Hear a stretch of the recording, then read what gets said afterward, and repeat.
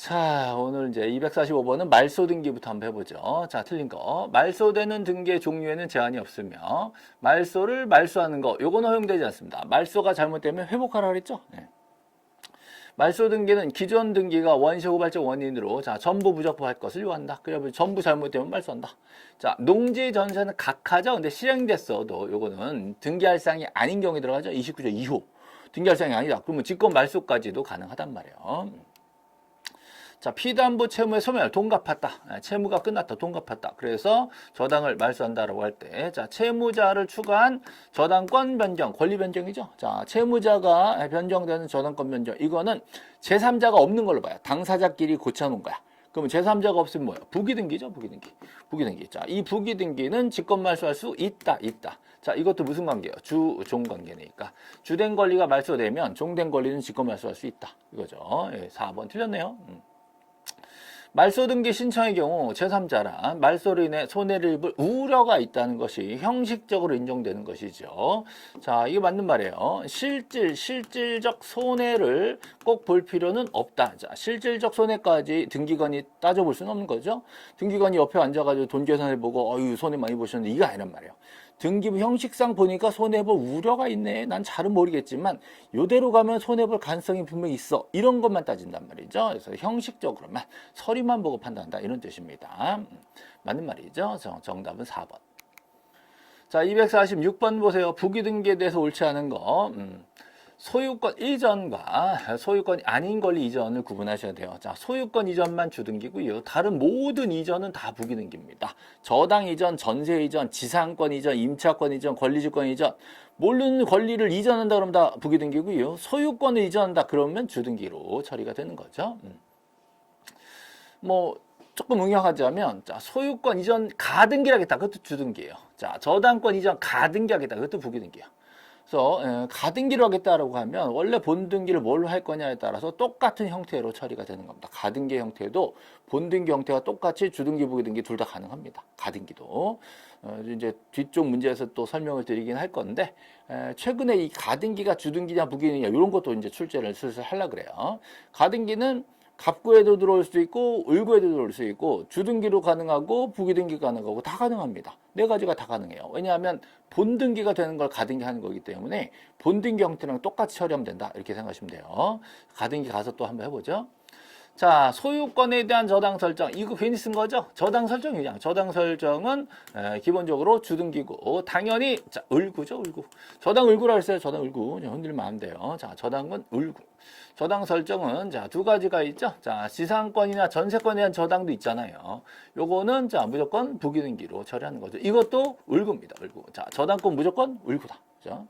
자, 소유권을 목적으로 요거는 몰라도 돼요. 자, 이렇게 보시면 돼요. 예, 괜히 헷갈려서 쓴 거예요. 저당 설정은 을구의 주등기, 지상 전세에 대한 저당 설정은 을구의 부기등기 이렇게 돼 있죠.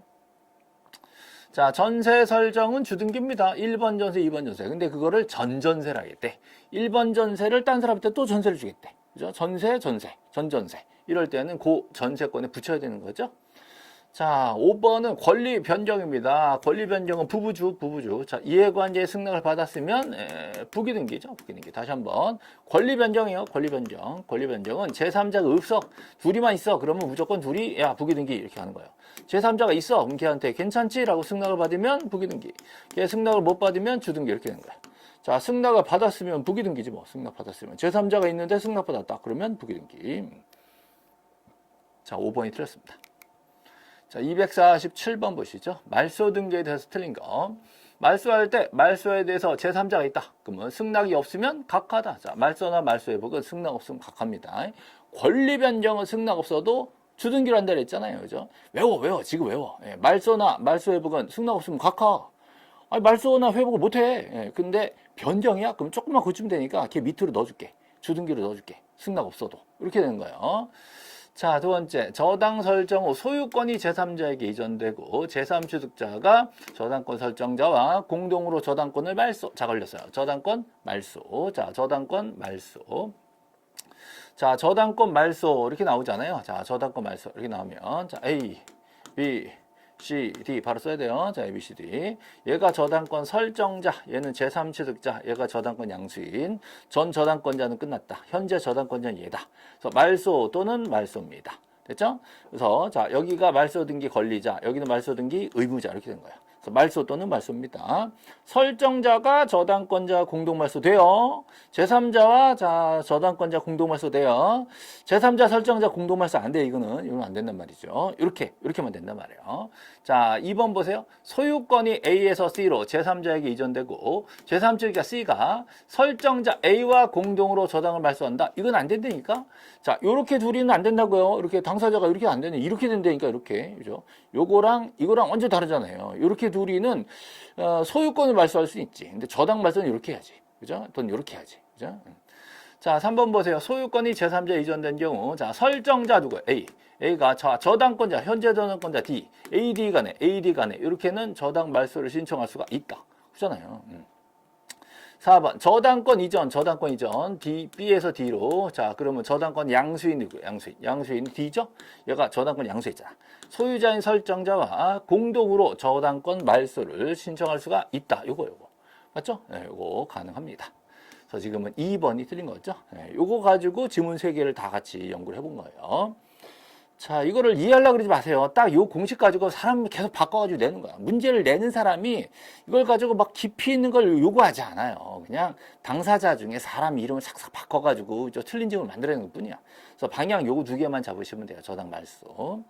자, 말소된 거를 살리겠대. 회복하겠대. 자, 이럴 때는 제3자가 있으면 승낙이 있어야 됩니다. 승낙 없으면 각하라 그랬죠? 말소나 말소 회복은 승낙 없으면 각하. 자, 정답은 2번이었어요. 자, 248번 보시죠. 자, 등기상 이해관계는 제3자란 회복 등기가 된다고 하면 형식적으로 손해를 입을 우려가 있는 사람으로서 자, 이 손해를 입는지 여부를 판단하는 기준이 회복하는 그 시점을 기준으로 판별합니다. 이 어느 시점을 기준으로 하냐에 따라서 손해를 볼 수도 있고 안 볼 수도 있거든요. 그래서 이게 만약에 말소 당시를 보자라고 한다면 자, 그 당시에 후순위 권리자가 있었니 없었니 뭐 이걸 따지면 복잡하니까 야, 지금 1번이 회복되고 있어. 그럼 회복하는 시점에서 뒤에 있는 애들은 다 밀리겠네? 그럼 기분 나쁘겠네? 그럼 걔는 다 이해관이 맞아. 이렇게 돼요. 다시 회복하는 시점을 딱 봐가지고 후순위 권리자들은 전부 다 손해볼 우려가 있잖아요. 사실은 손해 안 볼 수 있어. 실제로 따져보면 별로 얘는 손해 안 보네. 이럴 수 있어. 그러나 등기관은 그런 걸 다 못 따져. 서류를 딱 보니까 후순위네? 선순위가 돌아와? 그럼 얘들은 다 이 회복 시점에서 다 손해보네? 이렇게 따지는 거야. 그죠? 되게 간단해. 후순위권자? 그러면 다 손해보네? 이렇게 따질 수가 있단 말이죠. 그래서 형식적으로 손해볼 우려가 있다라고 등기관이 판단한다면 이해관계를 봐주는 겁니다. 걔네들 승낙 없으면 선순위가 회복을 못해. 자, 그러니까 자, 그 회복하는 시점만 보고 판단하자. 그 옛날 것까지 다 따지라 그러면 등기관도 머리 아파요. 그죠? 얘가 처음 들어올 때는 어땠냐, 뭐 얘 말소할 때는 어땠냐, 이거 다 따지면 골치 아프니까 지금 딱 회복하는 시점만 보자 이 소리예요. 자, 불법하게 말소됐으면 회복이 되겠죠? 근데 회복 등기는 상대방도 중요해요. 누구를 상대로 회복해달라고 할 것이냐에 대해서. 자, 이거 외우세요. 말소 당시 소유자. 말소 당시 소유자를 상대로 하는 것입니다. 현재 소유자 상대로 해라 이러면 안 되는 거예요. 말소 당시 소유자를 상대로 해서 회복 등기를 청구를 해줘야 됩니다. 말소할 때 그때 상대방에서 다시 회복해라 이렇게 요구하는 거죠. 요거를 지금 거꾸로 써는 거예요. 자, 3번 가등기 권리자인 갑이 가등기를 잡아놨어. 가등기에 기한 본등기를 해야 되는데 하지 않고 별도로 이전 등기를 했다. 그럼 언제 내 거가 언제 됐잖아요. 그러면 가등기가 필요 없다고 혼동을 해가지고 가등기를 지워버렸어. 가등기를 지워버렸으니까 내 거 됐으니까 가등기 필요 없단 말이죠. 어차피 내 거니까. 그죠? 자, 이런 상황에서 그 가등기를 자발적으로 말소했다라고 한다면 이거는 적법 말소예요, 적법. 적법하게 잘 말소됐다. 자, 그렇다면 이건 회복이 안 됩니다. 잘 지운 거기 때문에 회복 등기는 할 수가 없다. 이거 맞는 말이 되는 거죠. 예전에 선례가 하나 있었어요. 판례로 나와서 선례로 이제 굳어진 거죠. 자발적 말소는 회복이 안 된다. 부적법 말소를 회복해라. 잘 못 지운 걸 회복하는 거지. 잘 지운 거는 회복할 수가 없다라는 거예요. 자, 4번 등기관이 등기를 회복할 때 회복 등기를 한 후 다시 말소된 등기와 같은 등기를 다시 해야 됩니다. 회복 등기가 이런 거예요. 예를 들어서 뭐 간단하게만 써드리면 1번 자 저당권 이렇게 있는데 자 2번 말소된 거지. 말소. 그죠? 이러면 이제 1번이 지워졌겠죠? 그럼 이 상태에서 회복하려고 그러면 여기다가 3번을 쓰는 거야. 그리고 나서 1번 회복, 1번 회복 이렇게 써야 돼. 회복.